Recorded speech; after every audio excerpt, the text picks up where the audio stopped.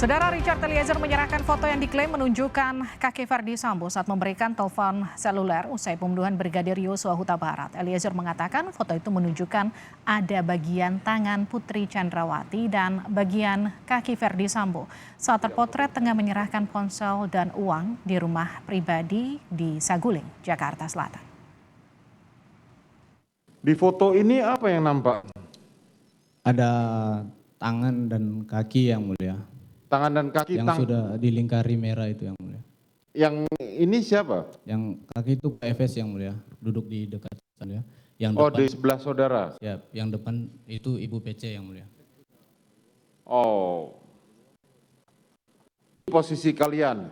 Pada saat dipropos yang mulia setengah 8. Oh, pada saat diprovos.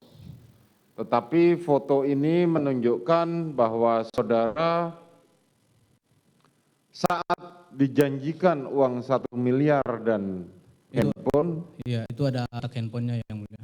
Ini kotak handphone yang di... Siap, sama ada kartu juga yang mulia. Ah. Untuk disuruh ganti kartu pada saat itu. Jadi saudara posisi ngambil foto ini ada di sebelahnya saudara Verdi Sambo. Masih sempat saudara ngambil gambar? Jadi pada saat itu yang mulia, kalau tidak salah yang mulia, lagi chattingan sama tunangan saya yang mulia. Oke. Jadi sempat kirim-kirim foto, saya bilang saya lagi sama bapak ibu.